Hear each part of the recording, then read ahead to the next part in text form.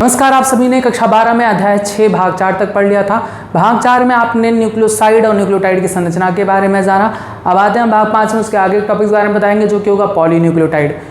Topic शुरू करने से पहले आपसे जो भाग 4 में क्वेश्चन पूछे गए थे उसके आंसर्स देख लेते हैं। सबसे पहले आपसे क्वेश्चन पूछा गया था कि डीएनए में कौन सा पेंटोज शर्करा पाया जाता है, तो डीएनए में डीऑक्सीराइबोज पेंटोज शर्करा पाया जाता है। दूसरा क्वेश्चन आपसे पूछा गया था कि आरएनए में कौन सा पेंटोज शर्करा पाया जाता है, तो आरएनए में राइबोज शर्करा पाया जाता है। नेक्स्ट क्वेश्चन आपसे किया गया था कि आरएनए में थाइमिन के स्थान पर कौन सा नाइट्रोजन क्षार होता है, तो आरएनए में थाइमिन के स्थान पर यूरेसिल नाइट्रोजन क्षार होता है। नेक्स्ट आपसे क्वेश्चन किया गया था कि न्यूक्लियोसाइड किससे मिलकर बना होता है, तो न्यूक्लियोसाइड बना होता है पेंटोज शर्करा और नाइट्रोजन क्षार से मिलकर। नेक्स्ट आपसे क्वेश्चन किया गया था कि न्यूक्लियोटाइड किससे मिलकर बना होता है, तो न्यूक्लियोटाइड बना होता है नाइट्रोजन क्षार प्लस पेंटोज शर्करा प्लस फास्फेट समूह से, तीनों से मिलकर बनता है। नेक्स्ट आपसे क्वेश्चन किया गया था कि बताइए 5 × 174 कोलीफेज वायरस में न्यूक्लियोटाइड की संख्या कितनी होती है, तो इसका आंसर होगा 5386। नेक्स्ट आपसे क्वेश्चन किया गया था कि जीवाणुभोजी लैम्डा में न्यूक्लियोटाइडों की संख्या बताइए, तो इसका आंसर होगा 48502। नेक्स्ट आपसे क्वेश्चन किया गया था कि ई कोलाई जीवाणु के डीएनए में नाइट्रोजन क्षारों की संख्या कितनी होती है, इसका आंसर होगा 4.6 × 10⁶ बेस पेयर।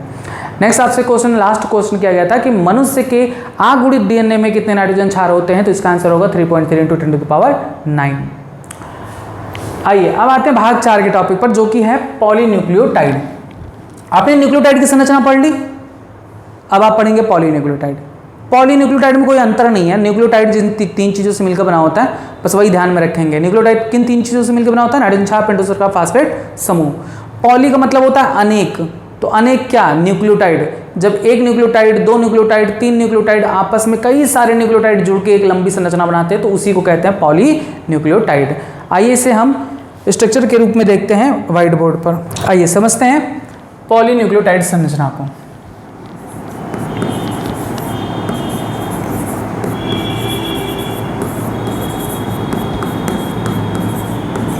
पॉलीन्यूक्लियोटाइड आपने पढ़ा कि पेंटोज शर्करा होता है डीएनए में, कौन सा, डीऑक्सीराइबोज शर्करा। आपसे बोले थे कि स्ट्रक्चर का आप प्रैक्टिस कर लीजिएगा और उम्मीद है कि आपने प्रैक्टिस किया होगा।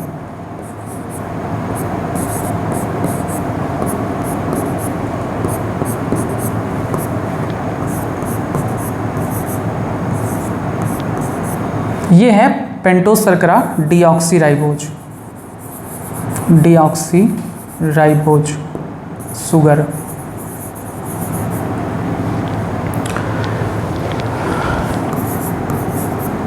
अब यहां पर सबसे पहले कौन आकर जुड़ता है, नाइट्रोजन क्षार। मान लेते हैं यहां पर आता है, जुड़ता है एडेनिन।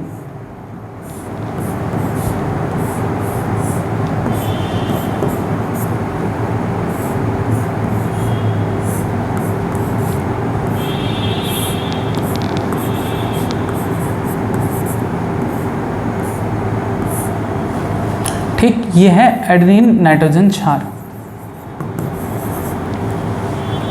तो आपको हमने बताया था कि जब पेंटोज शर्करा से एडेनिन आकर जुड़ता है तो ये एक डिहाइड्रेशन रिएक्शन होता है जिसमें H2O मॉलिक्यूल निकल जाता है। देखिए ये H और ये OH यहाँ से निकल जाते हैं, यानी H2O रिमूव्ड, और ये आकर इससे जुड़ जाता है। आइए नीचे दिखाते हैं इसके।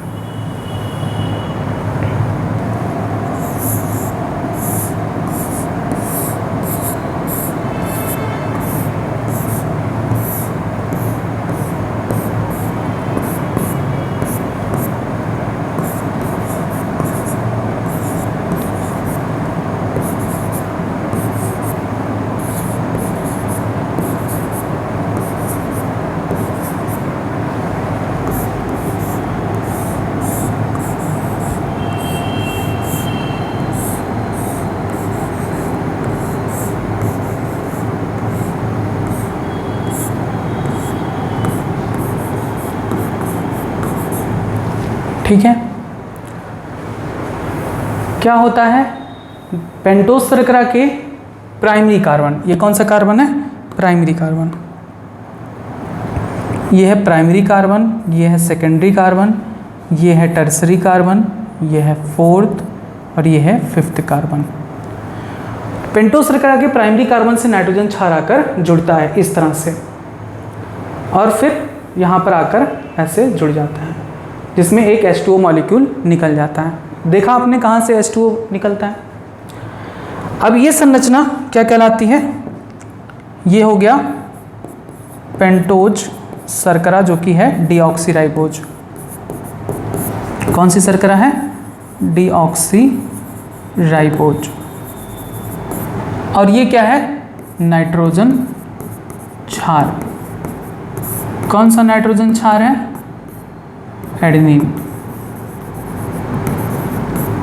तो आपको पता है कि जब पेंटोस शर्करा और नाइट्रोजन क्षार जुड़ जाते हैं तब क्या बनाता है संरचना, ये संरचना क्या कहलाती है, न्यूक्लियोसाइड।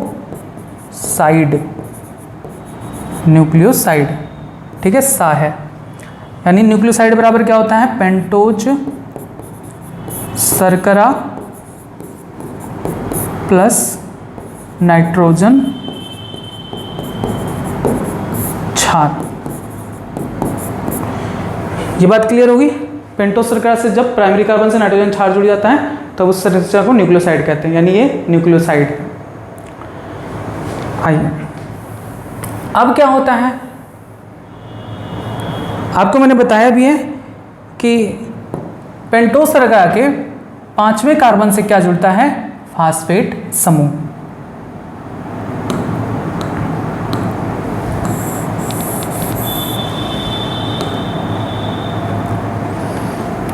फास्फेट समूह यहां आता है फास्फोरिक एसिड के रूप में,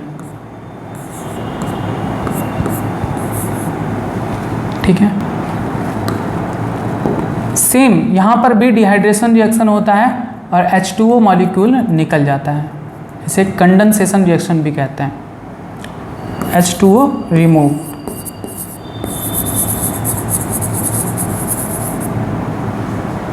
ठीक है। 5वें कार्बन से आकर फास्फोरिक एसिड जुड़ता है और इसका एक हाइड्रोजन और यहाँ से OH मिलकर H2O के फॉर्म में निकल जाते हैं और ये PO4 आकर इससे जुड़ जाता है। आइए, यानी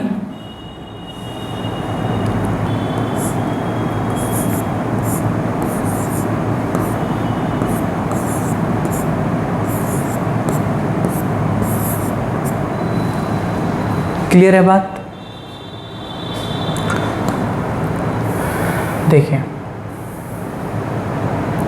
पेंटोस शर्करा के प्राइमरी कार्बन से नाइट्रोजन क्षार जुड़ता है, इस दौरान H2O मॉलिक्यूल रिमूव होती है। सेम पेंटोस शर्करा के 5वें कार्बन से फास्फोरिक एसिड या फास्फेट समूह के रूप में आकर जुड़ता है, उस दौरान भी H2O मॉलिक्यूल रिमूव होता है। अब एक कंप्लीट न्यूक्लियोटाइड की संरचना बन गई, यानी जब पेंटोस शर्करा के प्राइमरी कार्बन से नाइट्रोजन क्षार जुड़ जाए और 5वें कार्बन से फास्फेट समूह जुड़ता है, तो अब इसे हम न्यूक्लियोसाइड ना कह के क्या कहते हैं, न्यूक्लियोटाइड।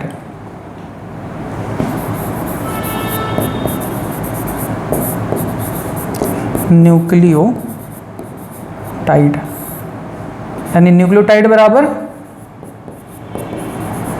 फास्फेट समूह प्लस पेंटोस शर्करा प्लस नाइट्रोजन क्षार, पेंटोस शर्करा प्लस नाइट्रोजन क्षार प्लस फास्फेट समूह। ये हो गया एक न्यूक्लियोटाइड। हमें ये तो हम पहले ही बता चुके थे आपको पिछली वीडियो में। हमें क्या जानना है, पॉलीन्यूक्लियोटाइड क्या होता है। तो पॉलीन्यूक्लियोटाइड का मतलब होता है कई सारे न्यूक्लियोटाइड आपस में मिल जाएं। ऐसे ही कई सारे न्यूक्लियोटाइड आपस में जुड़कर पॉलीन्यूक्लियोटाइड संरचना बनाते हैं। आइए उसे हम दिखाते हैं आपको।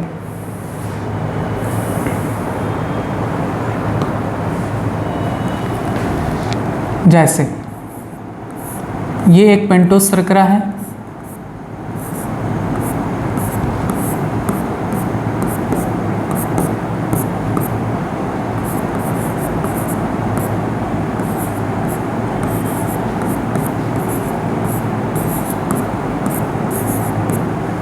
यहाँ पर नाइट्रोजन क्षार एडेनिन जुड़ा है, ठीक ठीक।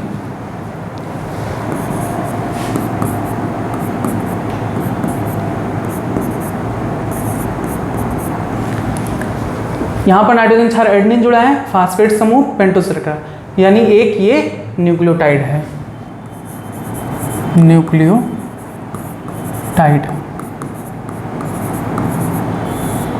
अब दूसरा न्यूक्लियोटाइड हम ले लेते हैं।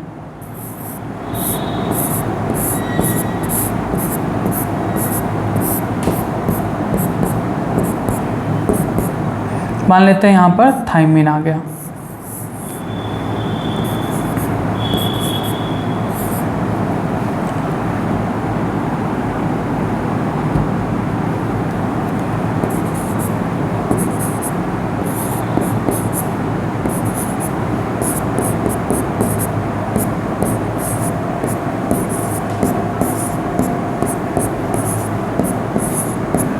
ये दूसरा न्यूक्लियोटाइड हो गया।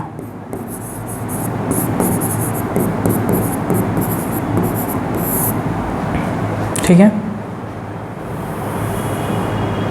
एक और न्यूक्लियोटाइड बनाते हैं, क्योंकि 4 प्रकार के नाइट्रोजन क्षार होते हैं तो 4 प्रकार के न्यूक्लियोटाइड भी होंगे।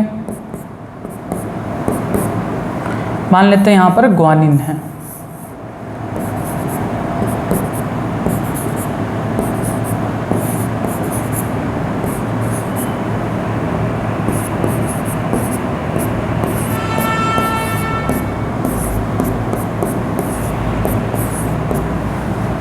ठीक है, एक और।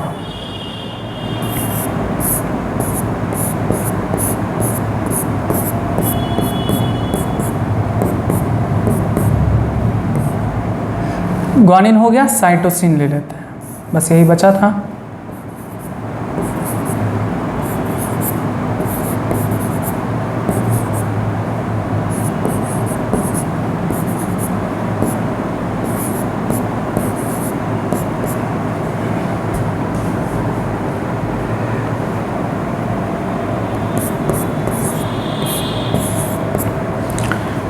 ऐसे ही बहुत सारे, अब ये रिपीटेड होंगे।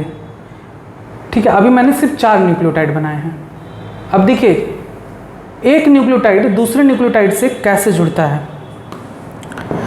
एक न्यूक्लियोटाइड का जो पेंटोस शर्करा है उसका जो तीसरा कार्बन अणु होता है ये, इससे दूसरे न्यूक्लियोटाइड का फास्फेट जुड़ता है। ठीक है, ये बात ध्यान में रखेंगे, ध्यान से समझिएगा, ये बहुत इंपॉर्टेंट पॉइंट है। एक न्यूक्लियोटाइड के तीसरे कार्बन से, एक न्यूक्लियोटाइड के पेंटोस शर्करा के तीसरे कार्बन से दूसरे न्यूक्लियोटाइड का फास्फेट समूह जुड़ता है। क्या होता है, ये अलग हो जाते हैं।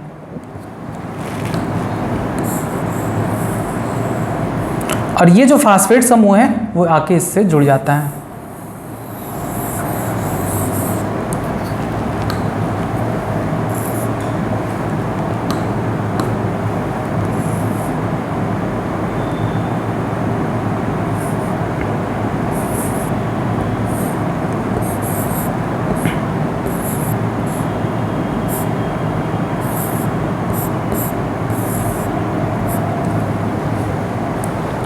आई बात समझ में।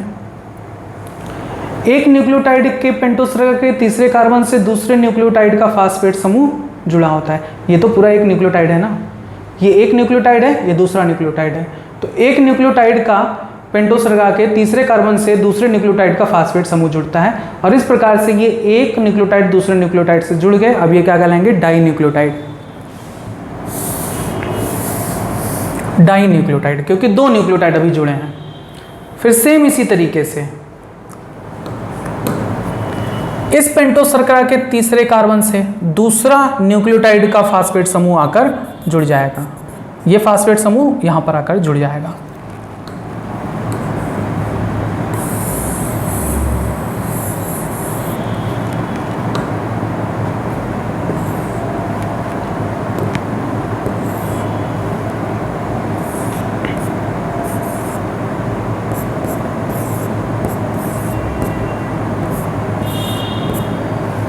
क्लियर है।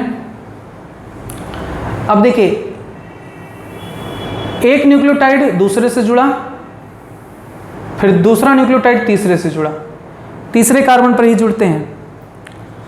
नंबरिंग पूछी जाती है, किस कार्बन से क्या जुड़ता है? कुछ नहीं है बाबू, 3 हुए हैं, याद कर डालो। पेंटोस प्रकार के प्राइमरी कार्बन से नाइट्रोजन क्षार जुड़ता है, पेंटोस प्रकार के 5वें कार्बन से फास्फेट समूह जुड़ता है, पेंटोस प्रकार के 3रे कार्बन से दूसरे न्यूक्लियोटाइड का फास्फेट समूह जुड़ता है। बस 3 पॉइंट याद करने हैं। अब देखिए, एक न्यूक्लियोटाइड इससे जुड़ा, फिर ये इससे जुड़ा, अब ये क्या कहलाएगा? Tri nucleotide. अब देखिए, इसका न्यूक्लियोटाइड कि 3रे कार्बन से इस न्यूक्लियोटाइड का फास्फेट समूह जुड़ेगा, है ना?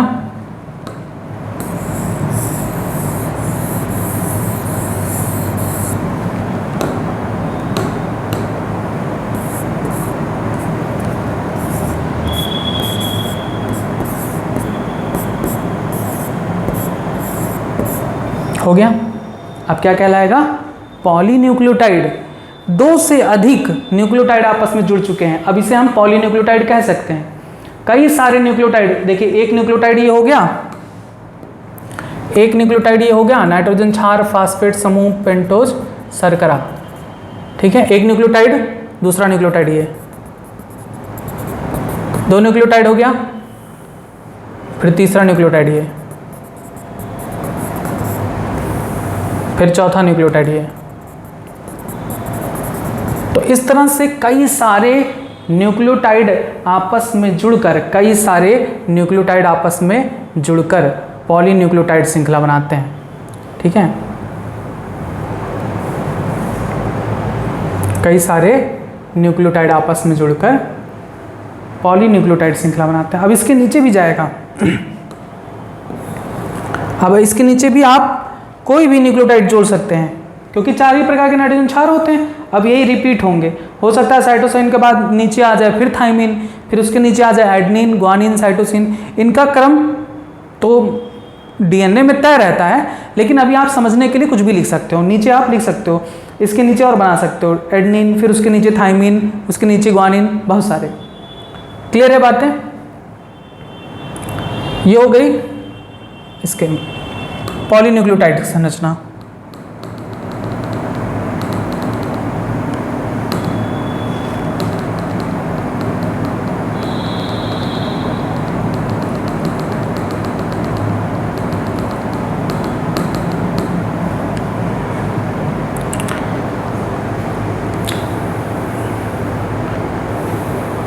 यह आपने अभी एक श्रृंखला देखा है, क्योंकि मैंने आपको पिछली वीडियो में बताया था डीएनए 2 पॉलीन्यूक्लियोटाइड श्रृंखला से मिलकर बना होता है। डीएनए 2 पॉलीन्यूक्लियोटाइड श्रृंखला से मिलकर बना होता है, श्रृंखला से मिलकर बना होता है। तो अभी तो आपने एक ही देखा, एक पॉलीन्यूक्लियोटाइड श्रृंखला आपने देखा, है ना। अब इसी के जस्ट बगल में विपरीत तरीके से दूसरा पॉलीन्यूक्लियोटाइड श्रृंखला जुड़ता है। आइए उसको देखते हैं।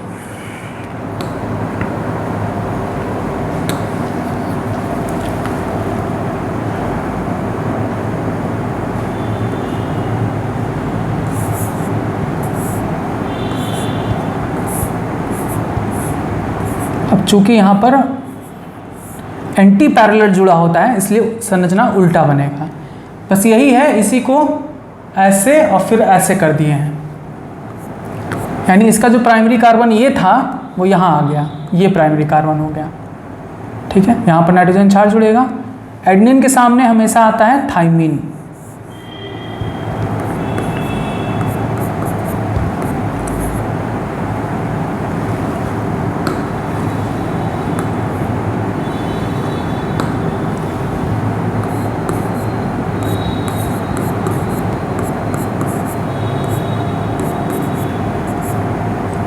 और यहाँ पर आएगा PO4।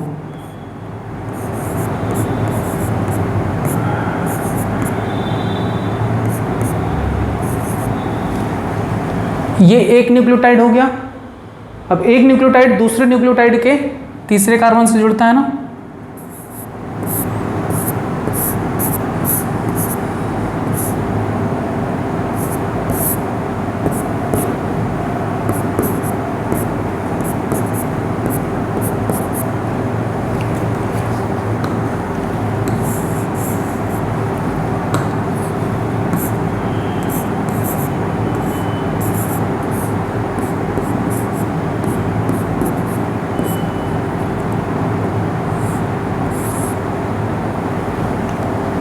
यहाँ पर एक चीज़ गलत हो गया, यहाँ पर एक और सी जाएगा।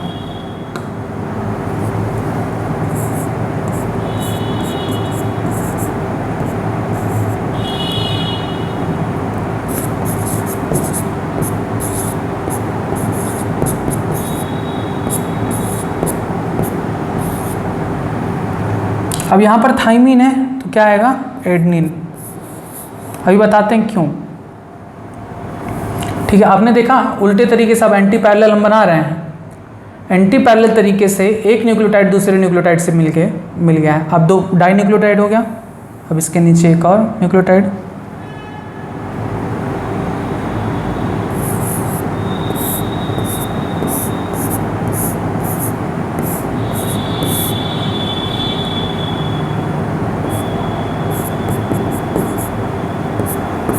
ग्वानिन है, इसके सामने आएगा साइटोसिन।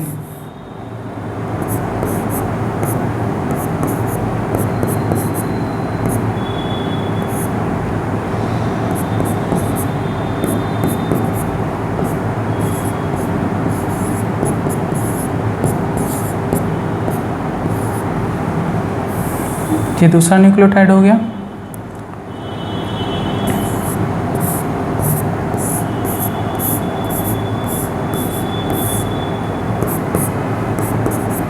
साइटोसिन है तो इसके सामने आएगा ग्वानिन।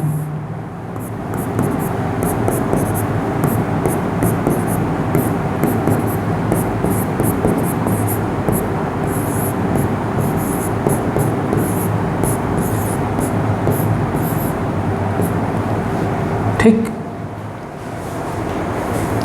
4 न्यूक्लियोटाइड है। सब कुछ जैसे जैसे यहाँ पर है वैसे वैसे यहाँ पर है, बस इसको उल्टा बनाना पड़ा क्योंकि एंटी पैरेलल जुड़े होते हैं। दोनों ही पॉलीन्यूक्लियोटाइड श्रृंखलाएं एक दूसरे के एंटी पैरेलल जुड़े होते हैं। देखिए वही चीज़ है, प्राइमरी कार्बन से नाइट्रोजन क्षार जुड़ा है और देखिए सेकेंडरी कार्बन टर्सरी कार्बन, ठीक है, और यहाँ पर 5th कार्बन, 4th है 5th कार्बन से फास्फेट समूह जुड़ता है।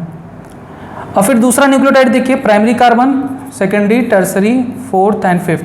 तो दूसरे न्यूक्लियोटाइड के टर्सरी कार्बन से दूसरे न्यूक्लियोटाइड का फास्फेट समूह जुड़ता है। ये भी क्लियर है। अब हो गया डीएनए की कंप्लीट मॉलिक्यूलर स्ट्रक्चर कि डीएनए 2 पॉलीन्यूक्लियोटाइड श्रृंखला से कैसे मिलकर बना होता है। बस एक चीज की कमी है, वो ये ध्यान रखेंगे हमेशा कि एडेनिन और थाइमीन आपस में 2 हाइड्रोजन बॉन्ड के द्वारा जुड़े होते हैं। ठीक है, एडेनिन को हम ब्लू कलर से बना दे रहे हैं और थाइमीन को हम इस कलर से बना देते हैं और ग्वानिन को हम इस कलर से बना देते हैं। ठीक है,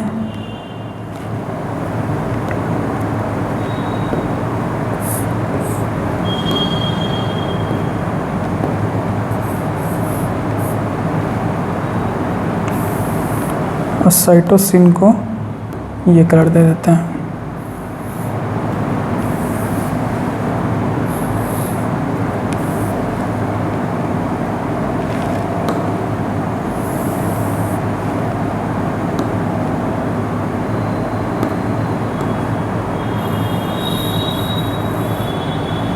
ठीक है, आइए देखिए कैसे डीएनए की मॉलिक्यूलर स्ट्रक्चर होता है। एडेनिन हमेशा थाइमीन से डबल हाइड्रोजन बॉन्ड के साथ जुड़ता है। कितने? 2 हाइड्रोजन बंधों के साथ, 2 हाइड्रोजन बंध के साथ। ये क्वेश्चन नीट में पूछा हुआ है, अभी बताएंगे। उसके बाद ग्वानिन, सॉरी देखिए यहाँ पर फिर से है, यहाँ पर फिर से थाइमीन एडेनिन से जुड़ा है यानी 2 हाइड्रोजन बॉन्ड के साथ। हमेशा याद रखेंगे एडेनिन किससे जुड़ेंगे? थाइमीन से। ऑलवेज थाइमीन किससे जुड़ेंगे? हमेशा एडेनिन से, डबल हाइड्रोजन बॉन्ड के साथ। ठीक है, बराबर नहीं होता, वो बराबर का चिन्ह नहीं है, डबल हाइड्रोजन बॉन्ड का चिन्ह है। अब देखिए ग्वानिन हमेशा साइटोसिन से 3 हाइड्रोजन बॉन्ड के द्वारा जुड़े होते हैं। ग्वानिन हमेशा साइटोसिन से 3 हाइड्रोजन बॉन्ड के साथ जुड़े होते हैं। और साइटोसिन भी हमेशा ग्वानिन से 3 हाइड्रोजन बॉन्ड के द्वारा जुड़े होते हैं। यहाँ पर देखिए, साइटोसिन भी हमेशा ग्वानिन से 3 हाइड्रोजन बॉन्ड के साथ जुड़े होते हैं, याद कर लीजिए। हमेशा एडेनिन किससे जुड़ेगा?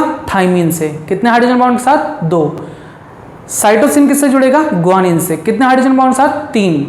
ठीक है, ये हो गया कंप्लीट पॉलीन्यूक्लियोटाइड स्ट्रक्चर डीएनए का।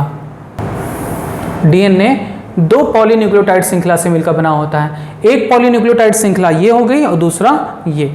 ठीक है, इसको और छोटा कर दें।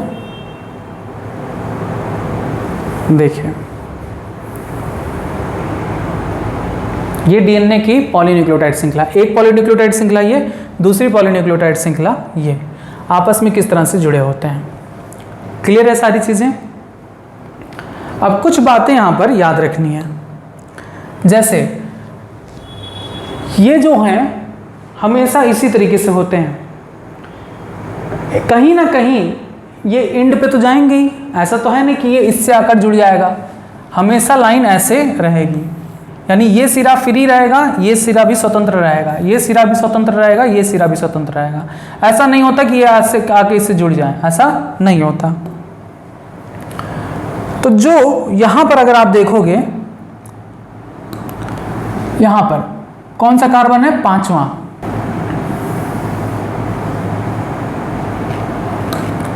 ये कौन सा कार्बन है? 5वां कार्बन। तो 5वां कार्बन क्या है? फास्फेट समूह। फास्फेट समूह फ्री है इधर। ठीक है, तो आपने देखा होगा डीएनए ऐसे होता है, हमारे बैक पे भी बना है डीएनए।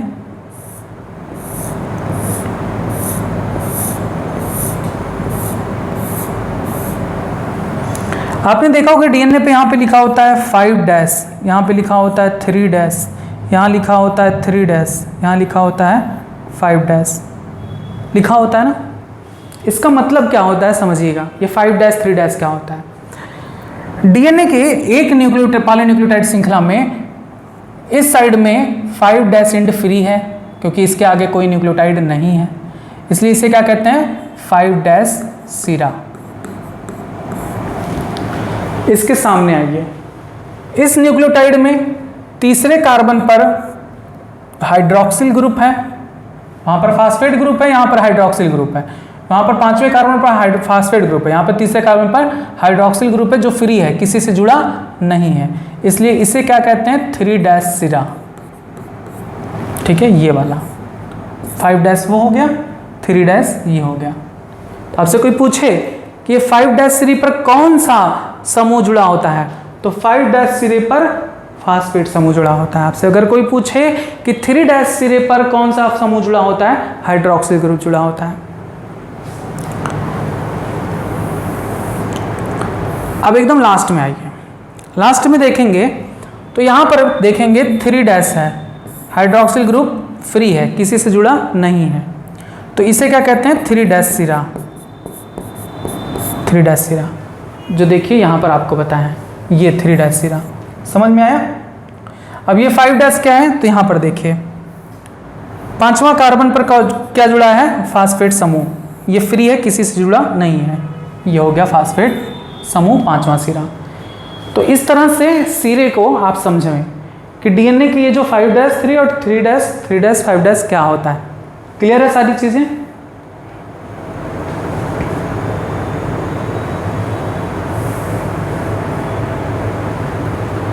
फाइव सिरा और 3' सिरा समझ गए आप क्या होता है।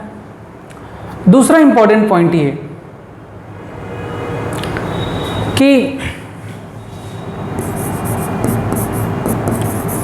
फास्फेट समूह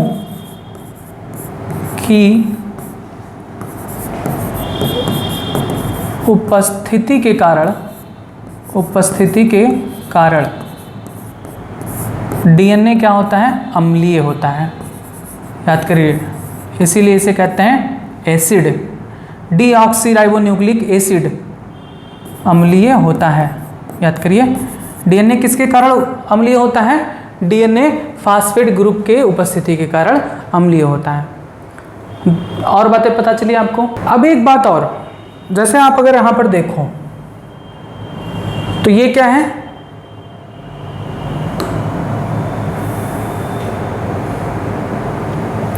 ये एक समान सीधी रेखा दिख रही है, ऐसे ऐसे, है ना। लेकिन डीएनए सीधा नहीं होता। आप सोचो कि डीएनए ऐसा होता है, तो डीएनए ऐसा नहीं होता। डीएनए हमेशा राइट हैंडेड फैशन में मुड़ा हुआ होता है, दक्षिणावर्ती वामावर्त होता है। डीएनए दक्षिणावर्ती वामावर्त होता है, सॉरी दक्षिणावर्ती घुमा होता है, यानी इस तरह से होता है।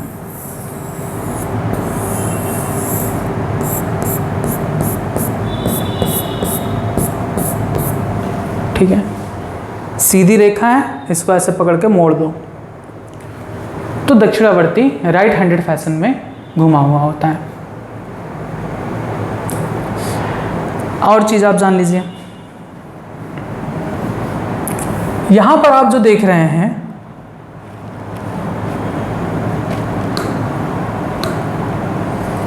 ये जो फास्फेट समूह है और ये पेंटोज शर्करा है, ये डीएनए का मेरुरज्जु कहलाते हैं। मेरुरज्जु यानी दंड कहलाते हैं। आपने यहां पर अभी देखा, ये चीज जो देख रहे हैं आप, ये चीज जो बनी हुई है, ये किससे मिलकर बना होता है? इसी से, फास्फेट समूह प्लस शुगर। ठीक है, फास्फेट समूह प्लस शुगर, फास्फेट समूह प्लस शुगर, फास्फेट समूह प्लस शुगर, फास्फेट समूह प्लस शुगर। ठीक है, ये भी दंड जो आप देख रहे हैं, ये फास्फेट समूह प्लस शुगर। तो याद रखेंगे, डीएनए का जो दंड होता है, जिसे हम मेरुदंड कहते हैं, वो किससे मिलकर बना होता है? फास्फेट प्लस शुगर से, फास्फेट प्लस शुगर से। ये जो नाइट्रोजन क्षार होता है, नाइट्रोजन क्षार कौन रिप्रेजेंट करता है? ये डंडी अंदर वाली ये जो डंडी है, ये नाइट्रोजन क्षार को रिप्रेजेंट करता है।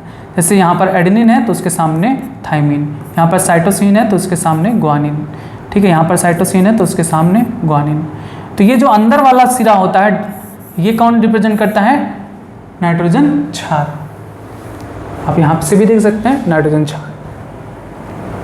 तो ये जो दंड है, ये जो दंड आपको बना के अभी दिखा रहे हैं, ये जो दंड है किससे बना होता है? Phosphate plus sugar. ये जो दंड है किससे मिलकर बना होता है? Phosphate plus sugar. अंदर की तरफ जो डंडी होती है वो किससे मिलकर बनी होती है? नाइट्रोजन क्षारों से। ठीक है, ये हो गई कंप्लीट संरचना डीएनए की, मॉलिक्यूलर स्ट्रक्चर। अब इसमें और कुछ आपको जानना होगा, जैसे ये जो दंड होता है, दंड किससे मिलकर बना होता है? Phosphate plus sugar. ये क्या होते हैं? ध्रुवीय होते हैं। ध्रुवीय यानी पोलर होते हैं, और साथ ही ध्रुवीय होने के साथ साथ ये जल रागी होते हैं, यानी हाइड्रोफिलिक होता है। जबकि जो नाइट्रोजन क्षार है, ये चीज, ये क्या होता है? अध्रुवीय होता है। अध्रुवीय यानी नॉन पोलर, और साथ ही यह जलरोधक होता है। जलरोधक, जिसे क्या कहते हैं? हाइड्रोफोबिक। ठीक, इतने पॉइंट इंपॉर्टेंट है जिन्हें आपको याद करना है, समझना है। एक बार हम फिर से दोहरा देते हैं, आप चीजों को समझ लें। याद रखेंगे, एक न्यूक्लियोटाइड के पेंटोज शर्करा के तीसरे कार्बन से दूसरे न्यूक्लियोटाइड का फास्फेट समूह जुड़ा होता है। इस तरह से ये जुड़ कर एक पॉलीन्यूक्लियोटाइड श्रृंखला बनाते हैं। एक पॉलीन्यूक्लियोटाइड के जस्ट सामने एंटी पैरेलल तरीके से दूसरा पॉलीन्यूक्लियोटाइड श्रृंखला जुड़ा होता है और ये दोनों श्रृंखलाएं आपस में हाइड्रोजन बॉन्ड के द्वारा नाइट्रोजन क्षारों के थ्रू जुड़े होते हैं। एडेनिन के सामने हमेशा थाइमिन आता है, डबल हाइड्रोजन बॉन्ड के साथ जुड़ा होता है। ग्वानिन के सामने हमेशा साइटोसिन आता है, ट्रिपल हाइड्रोजन बॉन्ड के साथ जुड़ा होता है।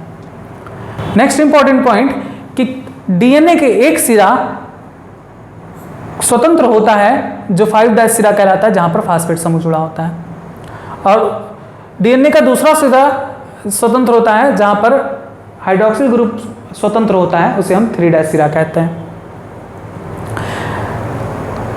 फास्फेट समूह पेंटोस शर्करा मिलकर डीएनए का दंड यानी मेरुरज्जु बनाते हैं, मेरुदंड बनाते हैं,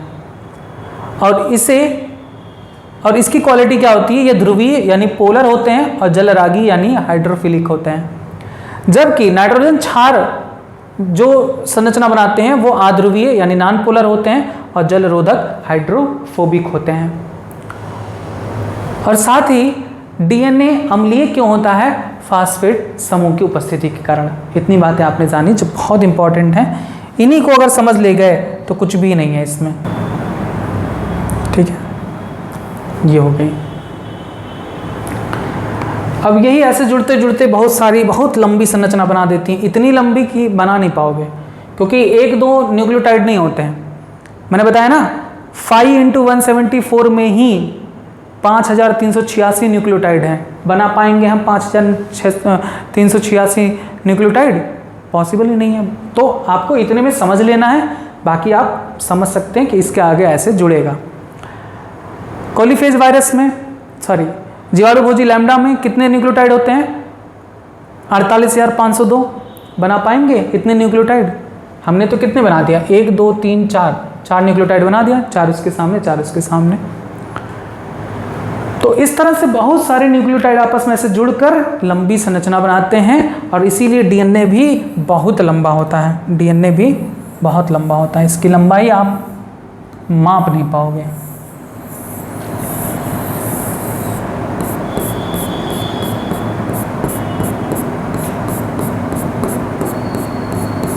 उम्मीद है कि आपको डीएनए की संरचना समझ में आ गई। ठीक है, ये डीएनए इस तरह से बने होते हैं पॉलीन्यूक्लियोटाइड श्रृंखला से। आइए अब बुक पे आते हैं। देखिए पॉलीन्यूक्लियोटाइड क्या है। 4 प्रकार के न्यूक्लियोटाइड्स के अलग अलग क्रम में जुड़ने से पॉलीन्यूक्लियोटाइड श्रृंखला का निर्माण होता है, जो कि अभी मैंने आपको बताया। 4 प्रकार के नाइट्रोजन क्षार न्यूक्लियोटाइड आपस में जुड़कर पॉलीन्यूक्लियोटाइड श्रृंखला का निर्माण करते हैं।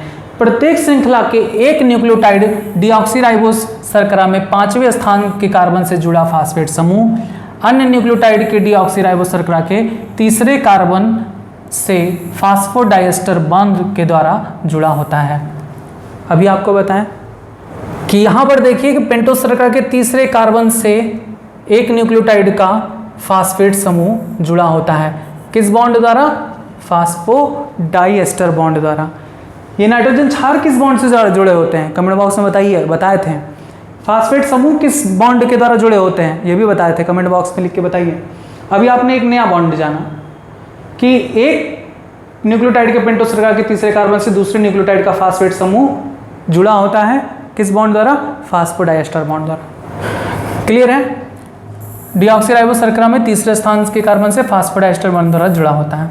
अतः यह बंध क्या कहलाती है? 3-5- फास्फोडाइएस्टर बॉन्ड कहा जाता है। ग्लाइकोसिडिक व फास्फोडाइएस्टर बंध संघनन द्वारा बनते हैं। इस दौरान जल के अणु विमुक्त होते हैं, जिनके बारे में आपको बताया गया। पॉलीन्यूक्लियोटाइड श्रृंखला में 2 न्यूक्लियोटाइड्स के शर्करा फास्फेट अणु द्वारा आपस में जुड़े होते हैं। 2 न्यूक्लियोटाइड्स जो होते हैं वो शर्करा और फास्फेट अणु के द्वारा जुड़े होते हैं।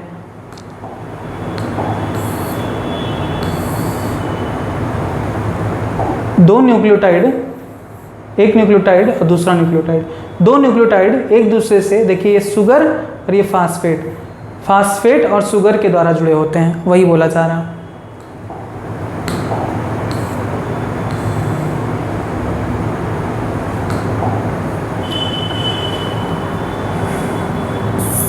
अतः शर्करा फास्फेट शर्करा के संयोजन से दंड के समान संरचना बनती है, जो पॉलीन्यूक्लियोटाइड श्रृंखला का मेरुदंड यानी बैकबोन बनाती है। वही चीज़ अभी आपको बताए थे कि शुगर और फास्फेट, शुगर और फास्फेट, इनसे क्या बनती है? दंड बनती है। ये संरचना, इसे कहते हैं दंड, जिसे मेरुदंड कहते हैं। फास्फेट और शुगर से मिलकर बना होता है।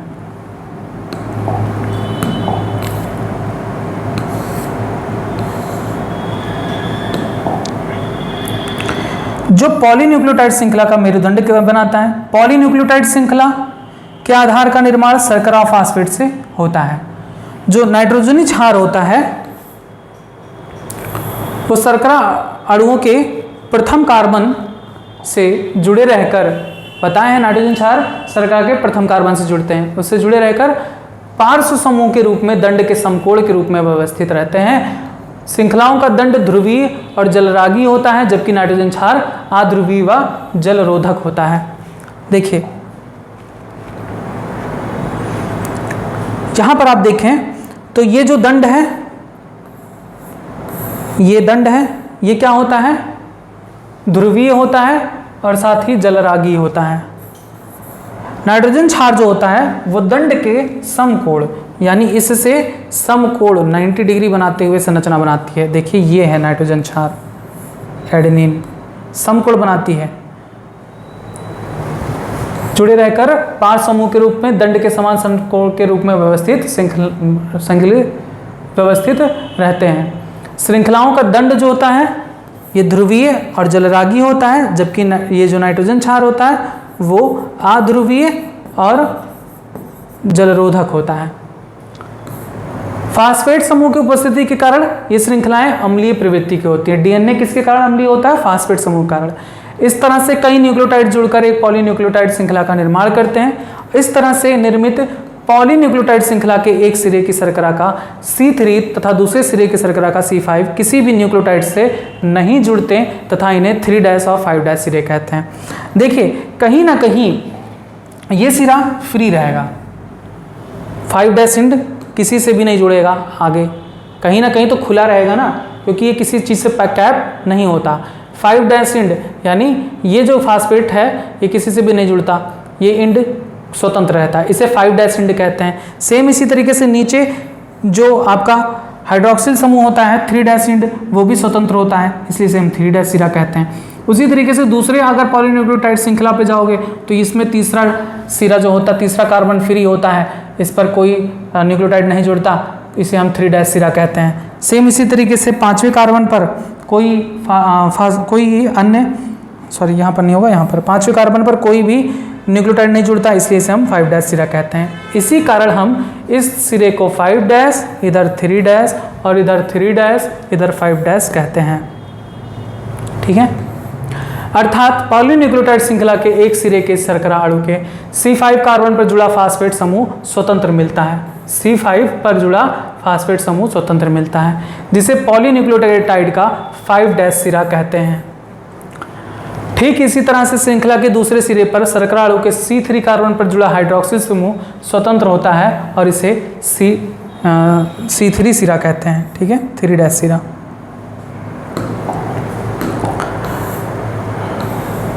अब आते हैं कुछ खास बात द्विकुंडलन संरचना के बारे में। या दो पॉलीन्यूक्लियोटाइड श्रृंखलाओं से मिलकर बना होता है, बता चुके हैं। डीएनए दो पॉलीन्यूक्लियोटाइड श्रृंखला से मिलकर बना होता है, एक श्रृंखला ये हो गया, दूसरा ये। उसके बाद कह रहे हैं जिसका आधार शर्करा फास्फेट का बना होता है और नाइट्रोजन क्षार भीतर की ओर प्रक्षेपित होते हैं। देखिए इसमें भी तो वही है, आधार फास्फेट और शर्करा से मिलकर बना है, जिसके भीतर नाइट्रोजन क्षार प्रक्षेपित होते हैं, एडेनिन थाइमिन। दूसरी खास बात, दोनों श्रृंखलाएं प्रति समानांतर यानी एंटी पैरेलल ध्रुवता रखती हैं। देखिए इसका क्या मतलब होता है, दोनों जो श्रृंखलाएं हैं प्रति समानांतर होती हैं। 5' इधर है तो दूसरा 3' इधर होगा, एंटी पैरेलल जुड़ी होती है। 3' इधर है तो 5' इधर होगा। ठीक है, अपोजिट। इसका मतलब यदि एक श्रृंखला की ध्रुवता 5' to 3' की ओर है तो दूसरे की ध्रुवता 3' to 5' की ओर होगा। नेक्स्ट, दोनों रज्जुकों के क्षार आपस में हाइड्रोजन बंध द्वारा युग्मित होकर क्षार युग्म बेस पेयर बनाते हैं। याद रखेंगे, क्षार युग्म यानी बेस पेयर बनाते हैं हाइड्रोजन बंध के द्वारा। आपसे कोई पूछे कि नाइट्रोजन क्षारों के बंध नाइट्रोजन क्षारों के मध्य कौन सा बंध होता है, तो क्या बताएंगे? हाइड्रोजन बंध, जिनमें एडेनिन हमेशा थाइमीन के विपरीत रज्जुकों में होते हैं और आपस में 2 हाइड्रोजन बंध जुड़े होते हैं। ऐसे सिंपल, एडेनिन थाइमीन से 2 हाइड्रोजन बंधों के द्वारा जुड़े होते हैं और ग्वानिन साइटोसिन से 3 हाइड्रोजन बंध के द्वारा जुड़े होते हैं। इससे कुंडली के दोनों रज्जुकों के बीच लगभग समान दूरी बनी रहती है। क्लियर है बातें? नेक्स्ट, चौथा कह रहे हैं विशेषता में कि दोनों श्रृंखलाएं दक्षिणावर्ती यानी राइट हैंडेड कुंडलित होती हैं इस तरह से। ठीक है, कुंडली का पिच 34 एंगस्ट्रॉन या 3.4 नैनोमीटर होता है। देखिए 34 एंगस्ट्रॉन कहिए या 3.4 नैनोमीटर कहिए, बात एक ही है। अब ये क्या होता है पिच? देखिए एक घुमाओ जहाँ से स्टार्ट किए और घुमाओ यहाँ पे, यहाँ से लेकर यहाँ तक का ये पूरा भाग क्या कहलाता है? एक पिच कहलाता है। देखिए यहाँ से स्टार्ट किए और यहाँ तक के एक घुमाव को पिच कहते हैं। हालांकि यहाँ पर बहुत सही से नहीं दिया गया है, इसको और ऊपर होना चाहिए था, यहाँ से होना चाहिए था। यहाँ से लेकर यहाँ तक ये एक पिच कहलाता है, जिसकी दूरी कितनी होती है पूछा जाता है। एक पिच की दूरी कितनी होती है? 3.4 नैनोमीटर कहिए चाहे 34 एंगस्ट्रॉन कहिए। इस एक पिच में कुल 10 नाइट्रोजन क्षार होते हैं। देखिए 1 2 3 4 5 6 7 8 9 10 नाइट्रोजन क्षार दिए हैं। एक पिच में कितने नाइट्रोजन क्षार होते हैं? हालांकि यहाँ पे थोड़ा सा फिगर में गड़बड़ है, कोई दिक्कत नहीं है, उससे आपको याद कर लेना है। एक पिच की दूरी कितनी होती है? एक पिच की दूरी 3.4 नैनोमीटर होती है और इसमें कुल 10 नाइट्रोजन क्षार होते हैं। याद करिए, एक पिच में 10 नाइट्रोजन क्षार होते हैं। परिणाम स्वरूप एक कुंडली में एक क्षार युग्म के बीच दूरी कितनी हो जाती है? इतनी। अब देखिए एक पिच की दूरी कितनी है? 34 एंगस्ट्रॉन और एक पिच में कितने नाइट्रोजन क्षार आ रहे हैं? 10 नाइट्रोजन क्षार आ रहे हैं। 1 2 3 4 5 6 7 8 9 10 नाइट्रोजन क्षार आ रहे हैं। इनके 10 नाइट्रोजन क्षारों के बीच की दूरी 34 एंगस्ट्रॉन है। तो दो नाइट्रोजन क्षारों या एक क्षार युग्म यानी 2 नाइट्रोजन क्षारों के बीच की दूरी कितनी आएगी? 10 से भाग दे देंगे, कितनी आएगी? 3.4 नैनोमीटर, 3.4 एंगस्ट्रॉन। 3.4 एंगस्ट्रॉन बोलते बोलते मेरा गला दर्द होने लगा। ठीक है, 2 नाइट्रोजन क्षारों के, या 2 नाइट्रोजन क्षार नहीं बोलेंगे अब क्योंकि पेयर में है ना, ये युग्म, एक क्षार युग्म के बीच की दूरी, ये एक क्षार युग्म है, ये एक क्षार युग्म है, इनके बीच की दूरी कितनी आएगी? 0.34 नैनोमीटर कहिए या फिर 3.4 एंगस्ट्रॉन कहिए। कुंडली में एक क्षार युग्म के बीच लगभग 3.4 एंगस्ट्रॉन या 0.34 नैनोमीटर की दूरी होती है। द्विकुंडली में एक क्षार युग्म की सतह पर के ऊपर दूसरे स्थित होते हैं। द्विकुंडली में एक क्षार युग्म की सतह के ऊपर दूसरे स्थित होते हैं। इसके अतिरिक्त हाइड्रोजन बंध कुंडली संरचना को स्थायित्व प्रदान करता है, यानी स्टेबिलिटी प्रोवाइड करता है हाइड्रोजन बॉन्ड कि उसकी संरचना एक स्थायी बनी रहे। बस आज के लिए बस इतना ही। आपने समझा डीएनए के पॉलीन्यूक्लियोटाइड श्रृंखला के बारे में संपूर्ण जानकारी। देखिए ये इतना आसान तो नहीं है, लेकिन बोलते हैं कि प्रैक्टिस मेक्स मैन परफेक्ट। मैंने भी प्रैक्टिस कर करके इन सब चीज़ों को सीख लिया, तो आप क्यों नहीं सीख सकते हैं? जितनी प्रैक्टिस करेंगे उतने ही निखरते जाएंगे। कुछ भी नहीं है, बस थोड़ी चीज़ों की सावधानी रखनी है, कुछ चीज़ें याद करनी है कि किस कार्बन से क्या चीज़ जुड़ा होता है। 1-2 बार आप प्रैक्टिस करोगे, डीएनए का आप स्ट्रक्चर बना ले जाओगे, मॉलिक्यूलर स्ट्रक्चर भी और नॉर्मल स्ट्रक्चर भी। तो आज का आपका वर्क यही है कि आप इस जो आपको ये पूरा समझाए है ना कैसे बना है, इसको बनाकर आप प्रैक्टिस करेंगे। हो सकता है कि ये वाला ज़्यादा टफ लगे, ये जो संरचना है वो आपको टफ लगेगा ये सब बनाना, तो ये सब बना छोड़ सकते हो, आप सीधे लिख सकते हो adenine thymine double hydrogen bond साथ, लेकिन ये सब मत छोड़ना। नाइट्रोजन क्षारों की संरचना आप छोड़ सकते हो, अगर पढ़ पाओ, याद हो पाए तो बहुत अच्छी बात है, याद भी कर लो, उसे भी याद कर लो, और नहीं तो आप ऐसे भी लिख कर प्रैक्टिस कर सकते हो। लेकिन प्रैक्टिस करना बहुत ज़रूरी है, तभी आपको डीएनए की कंप्लीट संरचना के बारे में समझ में आएगा। और एक बार डीएनए की कंप्लीट संरचना समझ ले गए, इसके आगे के सारे टॉपिक्स बहुत ईजी हो जाएगा। तो उम्मीद है आज का टॉपिक आपको समझ में आया है। आज के लिए बस इतना ही। बाकी आपका द्विकुंडली संरचना के बारे में आगे बताया जाएगा, जिसे वाटसन एवं क्रिक ने दिया था, सेम यही मॉडल, उसके बारे में आपको नेक्स्ट वीडियो में बताया जाएगा। तब तक इस टॉपिक से कुछ क्वेश्चन है जिनके आंसर्स आपको देने हैं। सबसे पहला क्वेश्चन कि एक न्यूक्लियोटाइड के पेंटोस शर्करा के किस कार्बन से दूसरे न्यूक्लियोटाइड का फास्फेट समूह जुड़ा होता है। नेक्स्ट क्वेश्चन, डीएनए अम्लीय प्रवृत्ति का कारण क्या है। डीएनए के अम्लीय प्रवृत्ति होने का कारण क्या है। नेक्स्ट क्वेश्चन, एडेनिन थाइमिन के साथ कितने हाइड्रोजन बॉन्ड के साथ जुड़ता है। नेक्स्ट, साइटोसिन ग्वानिन के साथ कितने हाइड्रोजन बंध द्वारा जुड़ता है। नेक्स्ट, नाइट्रोजन क्षार पेंटोस शर्करा के प्राइमरी कार्बन से किस बंध द्वारा जुड़ता है। नेक्स्ट, फास्फेट समूह पेंटोस शर्करा के 5वें कार्बन से किस बंध द्वारा जुड़ता है। नेक्स्ट, पेंटोस शर्करा के 3रे कार्बन से दूसरे न्यूक्लियोटाइड का फास्फेट समूह किस बंध द्वारा जुड़ता है। नेक्स्ट, डीएनए के एक पिच की दूरी कितनी होती है। लास्ट क्वेश्चन, डीएनए के एक पिच में कितने नाइट्रोजन क्षार पाए जाते हैं। एक और लास्ट क्वेश्चन कि एक नाइट्रोजन क्षार युग्म के बीच कितनी दूरी होती है। बस इतने क्वेश्चन हैं जिनके आंसर्स आपको कमेंट बॉक्स में भी देना है और साथ ही अपनी कॉपी में जरूर नोट करना है। ये सारे पॉइंट बहुत इंपॉर्टेंट हैं, कहीं ना कहीं एग्जाम्स में पूछे गए हैं। उम्मीद है कि आज का टॉपिक आपको समझ में आया है। आगे के टॉपिक्स के लिए आप जुड़े रहें यूट्यूब चैनल बायोलॉजी निधि के साथ। धन्यवाद।